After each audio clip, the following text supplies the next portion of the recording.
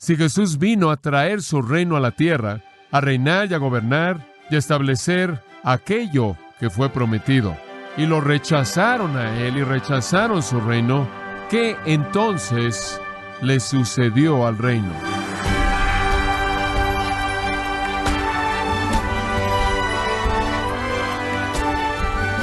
Le saluda su anfitrión Miguel Contreras, dándole la bienvenida a Gracia a Vosotros con el pastor John MacArthur.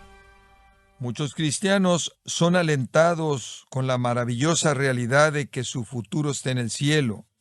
Ahora bien, ¿sabía que la Biblia enseña que el cristiano es un ciudadano del cielo aún durante su estadía en la tierra?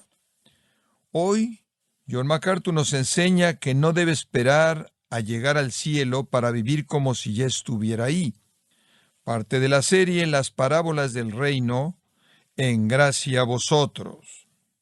Ahora, el maravilloso capítulo 13 de Mateo marca una nueva división en el Evangelio de Mateo. Es un punto muy claro de comienzo de una nueva sección de pensamiento. Nos abre una nueva perspectiva en el ministerio de nuestro Señor. Permítame ver si puedo explicarle esto. El Evangelio de Mateo está dirigido primordialmente a presentar a Jesucristo como el Rey, el Hijo de Dios, el Mesías, el heredero legítimo al trono de David. Y comenzó en el capítulo 1 al mostrarlo como el que debía reinar porque él estaba en la línea mesiánica. Él de hecho es el Hijo de David. En el capítulo 2 su derecho a reinar fue afirmado por aquellos que fueron conocidos como los hombres sabios, los magos. Y ellos afirmaron en su propio entendimiento de la profecía y a través de la dirección del Espíritu de Dios, ellos fueron guiados a confirmar que este era el Rey. Esto es afirmado de nuevo en el capítulo 3 por el testimonio de Juan el Bautista, quien fue el precursor preordenado del Rey. Después, en el capítulo 4, el Rey de nuevo fue certificado por su conflicto con Satanás. Y el hecho mismo de que Jesús venció a Satanás, conquistando el reino de las tinieblas, fue un testimonio claro del hecho de que Él era el Rey ungido, escogido por Dios, porque solo el Rey de Dios podía vencer a Satanás. Habiendo entonces afirmado de una manera positiva en los capítulos 1 al 3 y de una manera negativa en el capítulo 4 que Jesús es el Rey, Él entonces habla con autoridad en los capítulos 5, 6 y 7. Él habla como un rey. Y usted tiene los principios de su reino en los capítulos 5, 6 y 7 en ese gran sermón del monte. Después, en los capítulos 8 al 10, usted encuentra las credenciales del rey. Y allí están sus milagros, 3 capítulos llenos de milagros. Son las credenciales proféticas. Conforme Él una y otra vez, Él se presenta a sí mismo como el rey en su poder sobrenatural. Y paralelo a sus credenciales en los capítulos 8, 9 y 10, hay un rechazo que se va incrementando. Es una situación muy extraña. Entre mayor es la evidencia de que Él es el Rey, mayor es el rechazo, lo cual muestra la ceguera profunda del pueblo.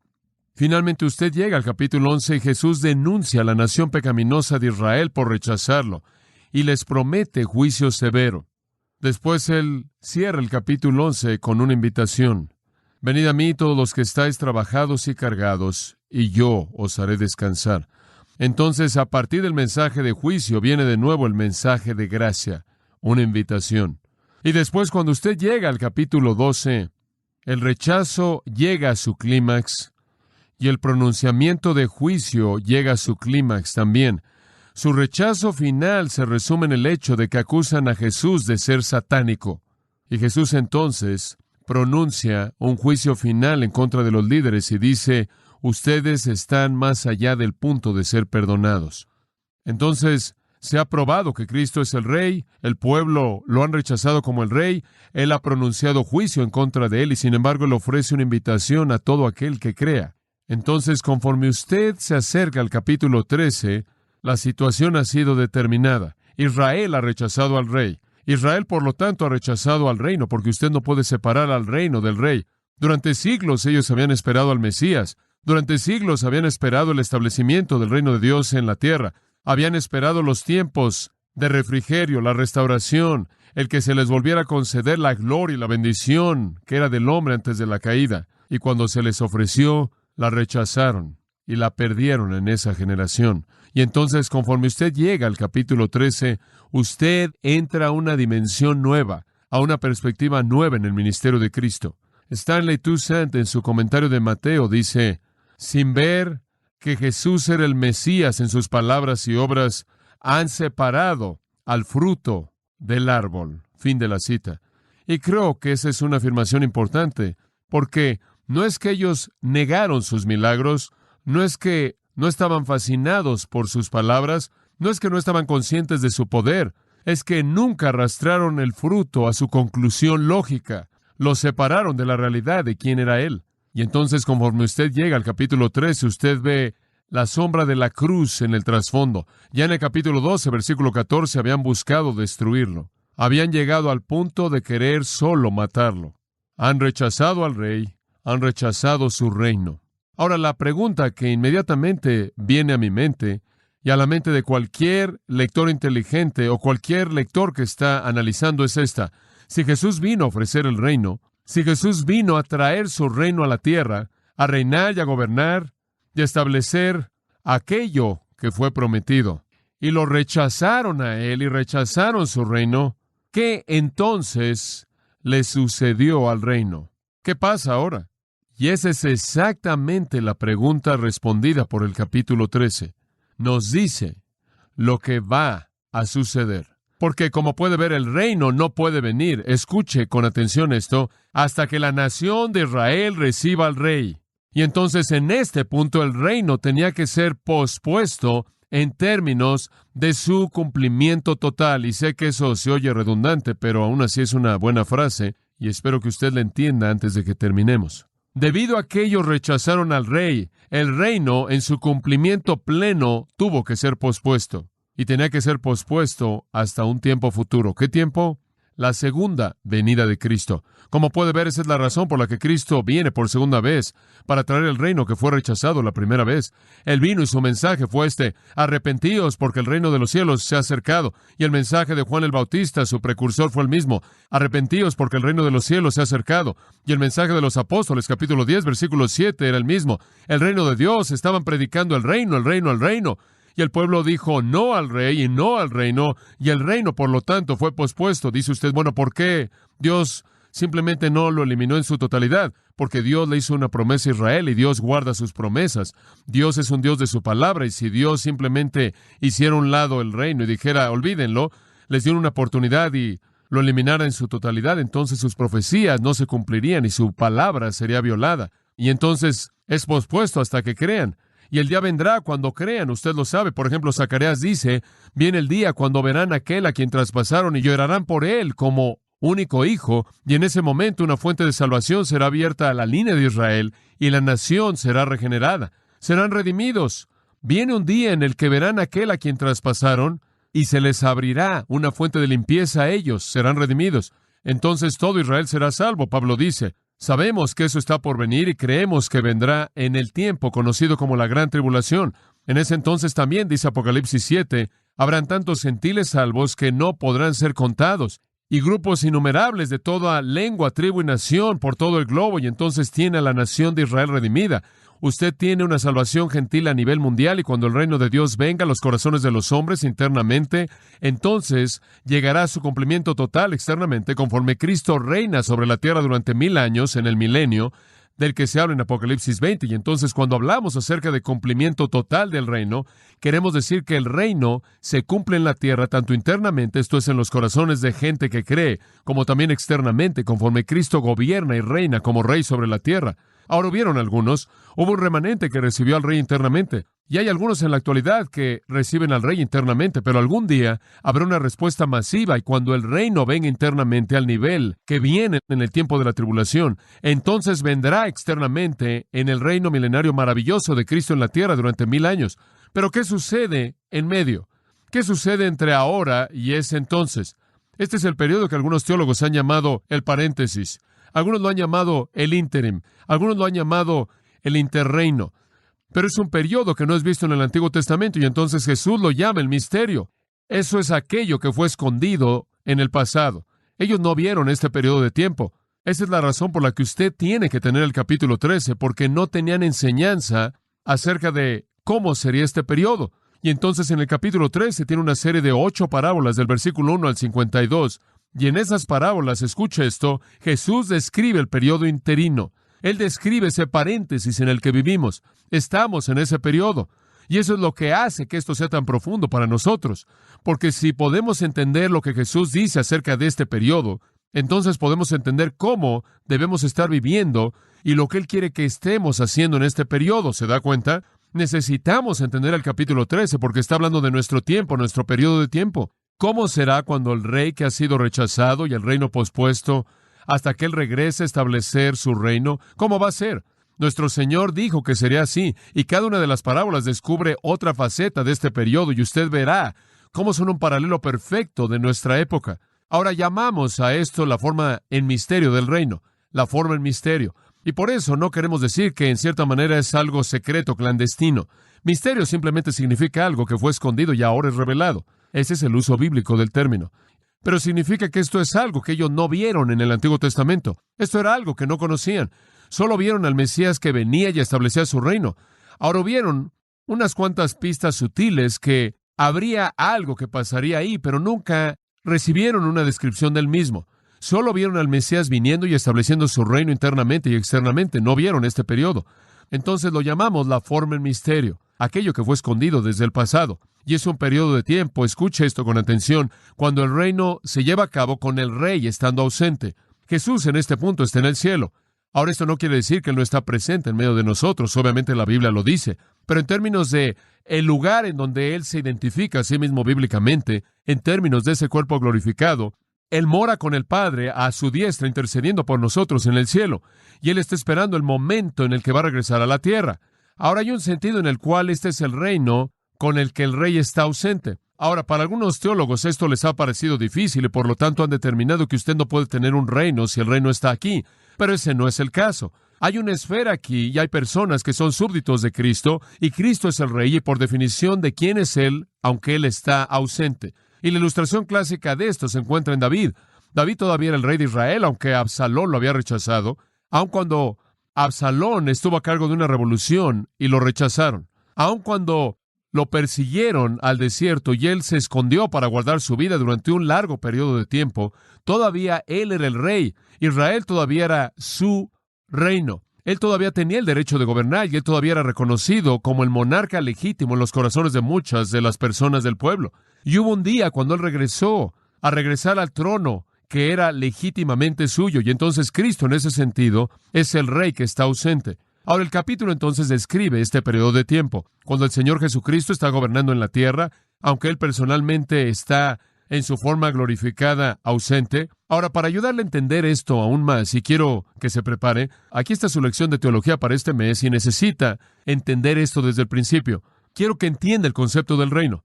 Ahora, quiero decirle desde el principio que este es un tema muy amplio y tiene todo tipo de posibilidades y ramificaciones. Podremos pasar horas y meses y años estudiando el reino, pero permítame ver si puedo reducirlo a algo que usted realmente puede entender y puede entender la médula del asunto. Existen dos aspectos básicos del reino de Dios y usted necesita entender estos desde el principio. Primero está el reino universal de Dios y esto es algo muy simple de entender. Eso significa que Dios gobierna todo y a todo mundo para siempre. Él gobierna a todo mundo y todo para siempre. Él es el soberano, Él es el creador, Él es el sustentador, Él es el principio y el fin de todas las cosas. Él domina todas las cosas, Él gobierna sobre todo y toda persona para siempre. En el Salmo 29, por ejemplo, en el versículo 10 dice, Jehová se sienta sobre las aguas. Sí, Jehová se sienta como rey para siempre. Él entonces es el rey eternamente. No hay momento en el que no sea Él el rey. No hay momento en el que alguien más tome su lugar. Él es el rey para siempre. Después, si usted ve el Salmo 103, versículo 19, usted leería esto. Jehová ha establecido su trono en los cielos y su reino domina sobre todos. Entonces, Él no solo es el rey para siempre, sino que es el rey sobre todo. Dice usted, bueno, ¿qué hay acerca del diablo? Él es el rey sobre el diablo. Bueno, ¿qué hay acerca de los demonios? Él es el rey sobre los demonios. ¿Qué hay acerca de los incrédulos? Él es el rey sobre ellos. Esa es la razón por la que Él tiene el poder para expulsarlos, enviarlos a todos al infierno. Esa es la razón por la que la Biblia dice, temed a aquel que puede destruir el alma y el cuerpo en el infierno. Él es el rey del infierno. El infierno no está a cargo de Satanás. Satanás es castigado en el infierno junto con todos los demás. Dios está a cargo del infierno, así como Él está a cargo de todo lo demás desde el punto de vista de su monarquía universal. Él es el Rey sobre todo y sobre toda persona para siempre. De hecho, en 1 de Crónicas 29:11 dice, «Tuya es, oh Jehová, la magnificencia y el poder, la gloria, la victoria y el honor. Porque todo lo que hay en los cielos y en la tierra es tuyo. Tuyo, Jehová, es el reino y tú eres excelso sobre todos». Dios es el Rey, Dios es el Rey universal. Entonces, la primera percepción que necesitamos tener del reino de Dios es que es aquello que nos da su gobierno universal sobre todo y toda persona para siempre. Y eso es algo muy importante, muy básico. Y algunas veces cuando usted lee el término, el reino de Dios en la Biblia, eso es de lo que se habla. Pero después hay un segundo aspecto del reino de Dios. Y supongo que Alba McClain le ha dado un título que es el mejor que podemos encontrar. He pensado darle uno mejor, pero no he encontrado uno. Permítame usar su término. Él lo llama el reino mediatorial. Esto es que es mediado. Ese no es el gobierno directo de Dios, es mediado a través de otra agencia, a través de algún otro individuo o individuos. Y se refiere al gobierno de Dios en la tierra. Se refiere de manera directa al gobierno de Dios sobre la tierra. Ahora, este es el reino que se tiene en mente en Mateo capítulo 6, cuando el Señor dice, «Vosotros pues oraréis así, venga tu reino, hágase tu voluntad». ¿Cuál es la siguiente frase? En la tierra como en el cielo. Él, como en el cielo, percibe el reino universal de Dios. Él, en la tierra, percibe el reino terrenal de Dios mediado, con un intermediario. Y la oración dice, Dios gobierna en la tierra de la manera en la que tú gobiernas en todo lugar. De tal manera que la tierra, de alguna manera, está aislada en medio del reino universal de Dios como un punto de rebelión. Y es el único punto realmente en donde la rebelión está enfocada en el universo. Y aquí está la oración. Dios gobierna en la tierra como gobiernas en todos los demás lugares en tu universo. Y esto nos lleva a la perspectiva del reino mediatorial. En el gran reino glorioso universal de Dios hay una pequeña parte donde hay rebelión. Ahora, cuando Dios creó el mundo, Él diseñó gobernar la tierra a través de instrumentos humanos. Ahora, mantenga eso en mente. Esa es la clave. Él diseñó gobernar la tierra a través de instrumentos humanos. Los primeros, Adán y Eva, a ellos les dijo, enseñorense sobre la tierra, ¿no es cierto? Tengan dominio sobre todo lo que es creado. Ustedes gobiernan por mí. Ustedes son mis vicerregentes. Ustedes son mis vicemonarcas. Ustedes son mis subreyes, por así decirlo. Ustedes gobiernan por mí. Ustedes median mi gobierno sobre la tierra. Y claro que cayeron presas a Satanás. Y en ese punto la rebelión entró y Satanás se volvió el dios de este mundo. Satanás se volvió el príncipe de este mundo. Satanás se volvió el monarca de este mundo. Y ahora en la tierra hay un usurpador gobernando, ¿no es cierto? Pero Dios entonces regresa y dice, todavía quiero mediar mi gobierno sobre la tierra. Quiero que mi voluntad sea conocida. Quiero que mi palabra sea conocida. Quiero que mis principios sean conocidos. Quiero que mis estándares morales sean conocidos. Quiero que la gente sean mis súbditos y entonces voy a llamar a personas a mi reino. Y Él diseñó hacer eso y Él lo hizo y lo ha hecho a partir de ese entonces. Dice usted, ¿aún después de la caída? Es correcto. Y si usted sigue el libro de Génesis, usted ve que Dios ejerció su gobierno sobre la tierra a través de los patriarcas, grandes hombres de Dios que conocían la mente de Dios, el corazón de Dios, la voluntad de Dios, y dieron expresión a su voluntad y corazón y mente al pueblo de su época. Usted los ve ahí, y usted puede arrastrar a los hombres que Dios usó. Usted puede ver a los Sets y a los Noés, y a los Abrahams, y a los Isaacs, y a los Jacobs, y a los Josés, inclusive a Melquisedec en un punto, y quien fue un sacerdote del Dios Altísimo. Pero Dios medió su reino a través de ciertos individuos. Y después Dios llamó a una nación de personas quienes serían sus agentes humanos para mediar su gobierno. Y esa fue la nación de Israel.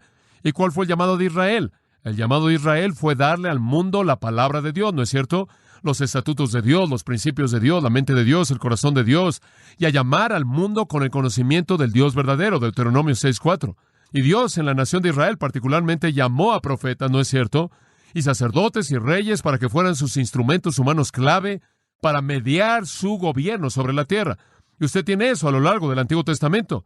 Usted llega al Nuevo Testamento y de pronto Dios de manera directa se involucra al mediar su reino a través del instrumento humano, Jesucristo, y Jesús se convierte en un hombre. Y Jesús entra a este mundo en forma humana y Él nos dice cómo es Dios, y Él nos dice cuáles son los estándares de Dios, y Él predica el reino de Dios y llama a que la gente se someta al reino de Dios, y Él está mediando el reino de Dios como, por así decirlo, a los hombres. Jesús es rechazado y Él regresa al cielo. Inmediatamente el mensaje continúa y sigue a través de los apóstoles y sigue a través de los profetas y la iglesia entonces se convierte en el agente. Y en nuestra época, Dios está mediando su gobierno en la tierra a través de los creyentes que son morados por el Espíritu Santo. Y somos los agentes de Dios que hablamos la palabra de Dios para mantener en alto los estándares de Dios, para traer la voluntad de Dios a los hombres y la manera de vivir y de pensar y los valores morales de Dios. Y estamos aquí para llamar a los hombres a entrar al reino de Dios. Y habrá un día en el futuro, en la tribulación, cuando Dios ungirá a 144,000 judíos, y esos judíos van a mediar en el sentido de que ellos van a llevar el mensaje de Dios al mundo. Y va a haber un avivamiento mundial, de tal manera que innumerables gentiles, un número incontable de gentiles y la nación de Israel es salva. Y entonces Cristo va a regresar y va a mediar su propio reino en la tierra de nuevo. Y entonces ese reino, en últimas, ese reino mediatorial, va a fundirse de manera completa con el reino eterno, el cual es conocido como los cielos nuevos y la tierra nueva. Y todo lo que comenzó una vez en la creación terminará en esa fusión final y entraremos a la eternidad de esa manera. Ahora, ¿entiende usted un poco acerca de cómo esos dos reinos operan, o esas dos facetas del mismo reino? Ahora, permítame hablar por un momento de este reino mediatorial, este reino que en la tierra es mediado a través de instrumentos que Dios escoge. Conforme usted ve el reino en la tierra, como es definido bíblicamente, usted debe entender varias cosas. Y la primera es esta, que es un reino constituido de los verdaderos y los falsos. Si usted no entiende eso, usted se va a confundir mucho bíblicamente. Que el reino es un término que incluye a todos los que externamente se identifican con el pueblo de Dios. Entonces usted lo está viendo desde la perspectiva terrenal. Conforme vemos el reino de Dios en la tierra, el reino mediatorial, vemos profesión externa y posesión interna. Y la realidad es que algunas veces no podemos distinguir quién es quién, ¿verdad? No siempre sabemos quién es real y quién no lo es. Ahora, esto ha sido verdad en el reino de Dios. Usted regresa al momento en el que Dios comenzó a mediar su reino después de la caída. Y habían personas, por ejemplo, en la nación de Israel, a través de quienes Dios estaba mediando su reino. Habían personas en la nación de Israel que realmente no eran fieles a Dios, ¿verdad? Recuerda lo que dice Romanos 9, Pablo dijo, no todo Israel es Israel. Todo Israel no es Israel. Él también dijo, un judío no es un judío quien lo es externamente, Romanos 2, sino uno que lo es, ¿qué? Internamente. Entonces siempre se han identificado con el, entre comillas, el reino de Dios, tanto los verdaderos como los falsos. Si usted no entiende eso, usted se va a confundir mucho. Permítame darle una ilustración aquí en Mateo. De regreso en el capítulo 8, dice en el versículo 12 una palabra interesante. Pero los hijos del reino, serán echados a las tinieblas de afuera. Ahí será el lloro y el crujir de dientes. Ahora, si usted sabe algo acerca del Nuevo Testamento y sabe algo acerca de los Evangelios, usted sabe que esa es una descripción de qué lugar. El infierno eterno. Ahora, me parece que los creyentes no van al infierno, ¿no es verdad? Eso es verdad. Los creyentes no van al infierno, los incrédulos van al infierno. Pero note aquí el título de las personas que son enviados al infierno aquí. ¿Cuál es el título? ¿Hijos de qué? Los hijos del reino. Por lo tanto, podemos concluir que no todos los hijos del reino son ¿qué? Creyentes. Y ese es el punto que el Señor está presentando. Entonces, usted debe ver que dentro del marco del reino están los verdaderos y los falsos. Y vamos a ver eso en Mateo 13, porque creciendo ahí en el campo está el trigo y la cizaña. Y veremos eso. Ahora, si usted lo quiere ver, por cierto, esto es coherente a lo largo de las Escrituras. Si usted ve Juan 15, creo que usted ve otra ilustración del mismo principio. Y la gente se confunde con Juan 15 porque no entienden este concepto. Juan 15 no usa términos del reino, usa términos de la vid y los pámpanos, la cual es una metáfora agricultural en lugar de ser una metáfora del reino. No obstante, la idea es la misma. Jesús dice, yo soy la vid verdadera y vosotros sois los pámpanos. Ahora, ¿quiénes son los pámpanos? ¿Quiénes son los pámpanos? Las ramas. Ve el versículo 2. Todo pámpano que esté en mí. Muy bien, los pámpanos son personas que de alguna manera están en Cristo. No estoy seguro de todo lo que eso significa, sin embargo, al leer esto tenemos que continuar. Pero todo pámpano que esté en mí, que no lleva fruto, Él lo quita. ¿Escuchó eso? ¿Quiere ver lo que Él hace con eso? Versículo 6 le dice, los hombres lo recogen, los arrojan a un fuego y arden. ¿Qué cree que eso describe? Adivine, el infierno. Eso describe el infierno. Ahora dice que un pámpano en mí que no da fruto va a ser arrojado al infierno. Y dice usted, espera un momento, ¿significa que usted puede perder su salvación? No, como puede ver, tiene que regresar al principio del reino, que usted puede estar en el reino y no ser del rey. ¿Entiende eso? Usted puede estar apegado superficialmente. Y creo que le está hablando acerca de un pámpano Judas en este punto, en donde el apego externo está ahí, pero es obvio que no hay vida y se manifiesta en el hecho de que no hay fruto. No hay fruto. Y este es el principio que usted tiene que mantener en mente conforme entra en Mateo 13, que el reino de Dios, mediado en la actualidad, conforme estamos viviendo en este periodo interino, este tiempo del reino en misterio, como en otras ocasiones en el reino, incluye a los verdaderos y a los falsos. Y algunos de los hijos del reino y algunas de los pámpanos que se apegan a sí mismas van al infierno. ¿Se da cuenta? Porque no había verdadera vida en ellos. No había una verdadera sujeción al rey ahí. Ahora, entonces usted entiende algunas de las cosas básicas del reino. Y esto es lo que está en la mente de Mateo conforme llegamos al capítulo 13. Él nos va a mostrar la naturaleza del reino conforme existe en este periodo interino en el que vivimos. Ahora, permítame darle otro pensamiento de esto. El reino universal de Dios no tiene condiciones para entrar. ¿Escuchó eso? El reino universal de Dios no tiene condiciones para entrar. Si usted lo es, usted está adentro. Es todo mundo y todo para siempre. Pero el reino mediatorial de Dios tiene una condición. Usted no está en su reino de mediación, a menos de que, según Marcos 1:15, usted se arrepiente y cree en el Evangelio. Eso es lo que dice. A menos de que se arrepiente y cree en el Evangelio. Si usted no hace eso, usted no está en el reino de mediación de Dios.